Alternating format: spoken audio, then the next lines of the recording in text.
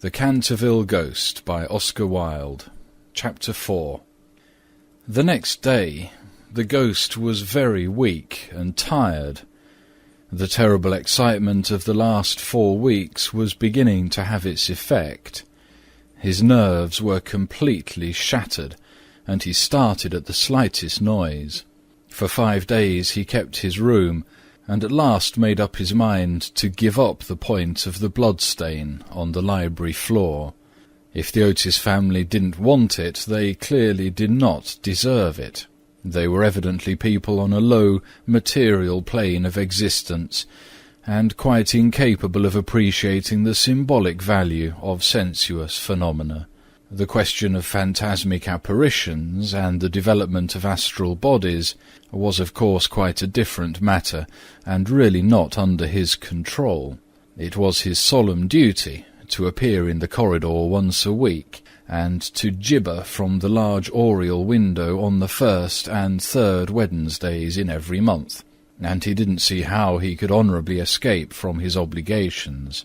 It is quite true that his life had been very evil, but on the other hand he was most conscientious in all things connected with the supernatural. For the next 3 Saturdays, accordingly, he traversed the corridor as usual between midnight and 3 o'clock, taking every possible precaution against being either heard or seen. He removed his boots, trod as lightly as possible on the old worm-eaten boards, wore a large black velvet cloak, and was careful to use the rising sun lubricator for oiling his chains.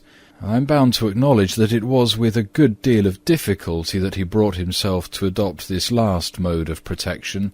However, one night, while the family were at dinner, he slipped into Mr. Otis's bedroom and carried off the bottle.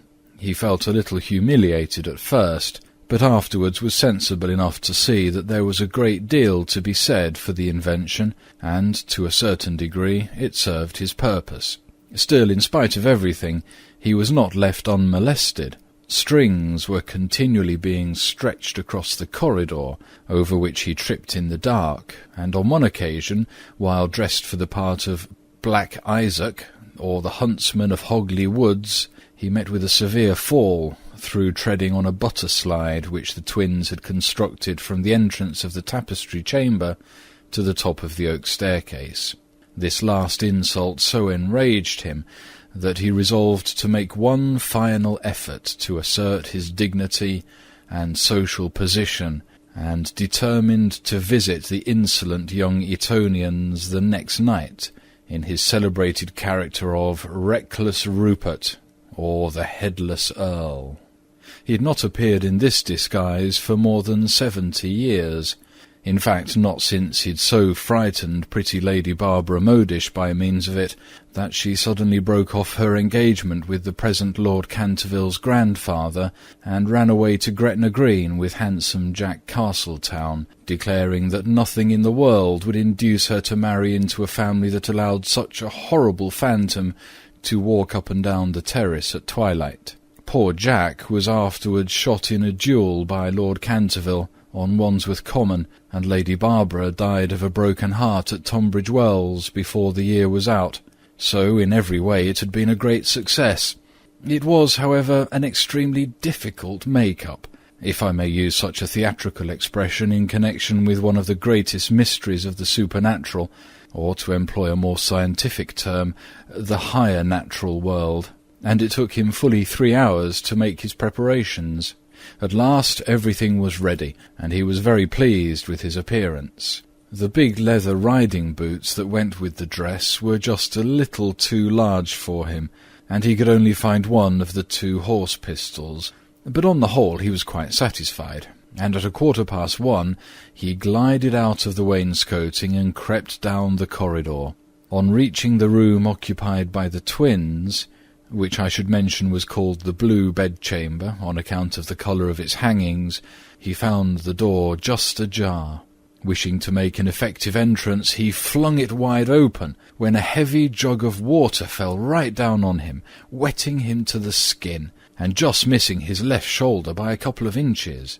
At the same moment he heard stifled shrieks of laughter proceeding from the 4-poster bed.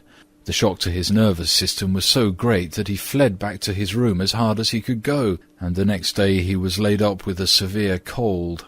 The only thing that at all consoled him in the whole affair was the fact that he had not brought his head with him, for had he done so, the consequences might have been very serious. He now gave up all hope of ever frightening this rude American family, and contented himself, as a rule, with creeping about the passages in list slippers, with a thick red muffler round his throat for fear of draughts, and a small arquebuse in case he should be attacked by the twins. The final blow he received occurred on the 19th of September. He'd gone downstairs to the great entrance hall, feeling sure that there, at any rate, he would be quite unmolested, and was amusing himself by making satirical remarks on the large Saroni photographs of the United States minister and his wife, which had now taken the place of the Canterville family pictures. He was simply but neatly clad in a long shroud spotted with churchyard mould, had tied up his jaw with a strip of yellow linen, and carried a small lantern and a sexton's spade. In fact, he was dressed for the character of Jonas the Graveless, or the corpse-snatcher of Chertsey Barn, one of his most remarkable impersonations, and one which the Cantervilles had every reason to remember, as it was the real origin of their quarrel with their neighbour, Lord Rufford. It was about 2:15 in the morning, and as far as he could ascertain, no one was stirring. As he was strolling towards the library, however, to see if there were any traces left of the blood-stain, suddenly there leaped out on him from a dark corner 2 figures, who waved their arms wildly above their heads and shrieked out "Boo!" in his ear. Seized with a panic, which, under the circumstances, was only natural, he rushed for the staircase, but found Washington Otis waiting for him there with the big garden syringe, and being thus hemmed in by his enemies on every side, and driven almost to bay, he vanished into the great iron stove, which fortunately for him was not lit, and had to make his way home through the flues and chimneys, arriving at his own room in a terrible state of dirt, disorder, and despair. After this he was not seen again on any nocturnal expedition. The twins lay in wait for him on several occasions, and strewed the passages with nutshells every night, to the great annoyance of their parents and the servants, but it was of no avail. It was quite evident that his feelings were so wounded that he would not appear. Mr. Otis consequently resumed his great work on the history of the Democratic Party, on which he had been engaged for some years. Mrs. Otis organised a wonderful clam-bake, which amazed the whole county. The boys took to lacrosse euchre, poker, and other American national games, and Virginia rode about the lanes on her pony, accompanied by the young Duke of Cheshire, who had come to spend the last week of his holidays at Canterville Chase. It was generally assumed that the ghost had gone away, and in fact Mr. Otis wrote a letter to that effect to Lord Canterville, who, in reply, expressed his great pleasure at the news, and sent his best congratulations to the minister's worthy wife. The Otises, however, were deceived, for the ghost was still in the house, and though now almost an invalid, was by no means ready to let matters rest, particularly as he heard that among the guests was the young Duke of Cheshire, whose granduncle, Lord Francis Stilton, had once bet 100 guineas with Colonel Carberry that he would play dice with the Canterville ghost, and was found the next morning lying on the floor of the card-room in such a helpless paralytic state that, though he lived on to a great age, he was never able to say anything again but double sixes.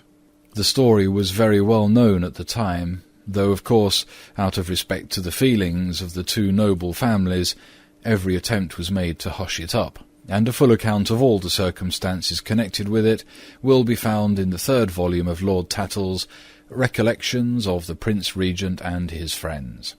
The ghost, then, was naturally very anxious to show that he had not lost his influence over the Stiltons, with whom, indeed, he was distantly connected, his own first cousin having been married en secondes noces to the Sieur de Bulkeley, from whom, as everyone knows, the Dukes of Cheshire are lineally descended.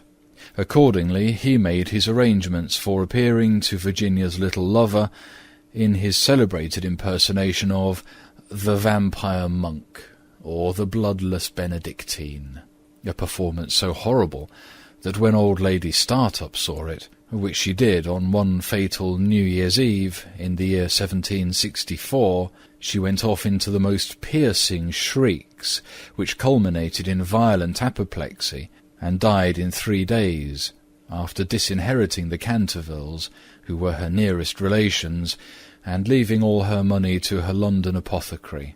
At the last moment, however, his terror of the twins prevented his leaving the room, and the little Duke slept in peace under the great feathered canopy of the royal bedchamber, and dreamt of Virginia.